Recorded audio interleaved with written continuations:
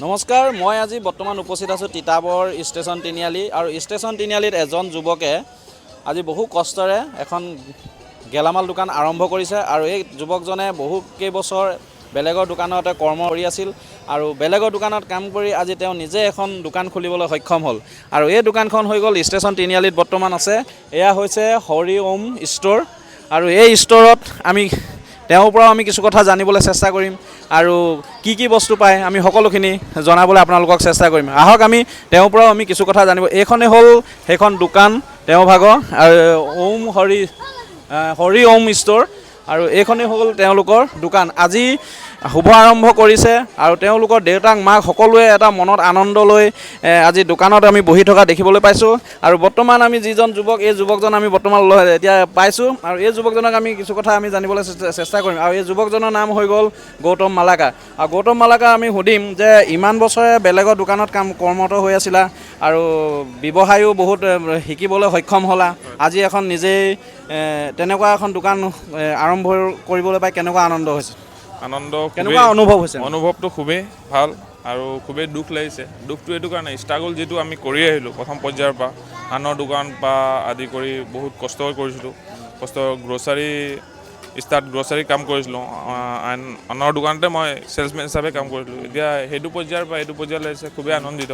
এতিয়া মা দেউতাও যথেষ্ট সুখী, মাও বহিছে, দেউতাও বহিছে, যথেষ্ট সুখী।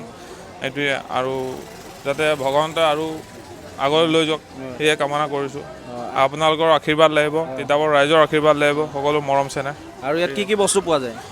গ্ৰছাৰী গোটেইখিনি আইটেম পাব, দাইলৰ পৰা আদি কৰি বিস্কুট, আপোনাৰ ডিম, আলু, পিঁয়াজ, সকলো নহৰু সকলোৱে পাব। গ্ৰছাৰী বস্তু যিখিনি প্ৰয়োজনীয় ঘৰৰ সকলোৱে পাব। এয়া হৈছে তেওঁ বহু কষ্টৰে আজি এখন দোকান আৰম্ভ কৰিছে। বহুত কেইবাবছৰ ধৰি বেলেগৰ দোকানত তেওঁ কৰ্মৰত হৈ আছিলে আৰু এয়া হৈছে তেওঁলোকৰ এখন দোকান। তেওঁ দেউতাক আৰু দেউতাকৰ পৰা আমি মানে কথা এটা জানিবলৈ চেষ্টা কৰিম। আপোনাৰ আজি সন্তানে পুত্ৰই মানে আজি দোকানখন শুভ আৰম্ভ কৰিছে, বহুত বছৰ বেলেগৰ দোকানতো আছিলে, আপোনাৰ অনুভৱটো কেনেকুৱা? খুবেই ভাল লাগিছে। মোৰ বহুত দিন এটা আশা পূৰণ হৈছে। ল'ৰাটো কিবা এটা মানে উপাৰ্জনৰ উপায় কৰিছে, অৱলম্বন কৰিছে, গতিকে খুবেই ভাল লাগিছে। মানে খুবেই ভাল লাগিবই, কাৰণ পুত্ৰই যেতিয়া এটা কৰ্মৰ তেওঁ যি শুভ আৰম্ভ কৰে নিশ্চয় বাপেক মাকক সদায় ভালেই লাগিব। এইখনেই হৈছে তেওঁলোকৰ দোকান আৰু এইফালে আৰু আছে, আমি কিছু জানিবলৈ চেষ্টা কৰিম।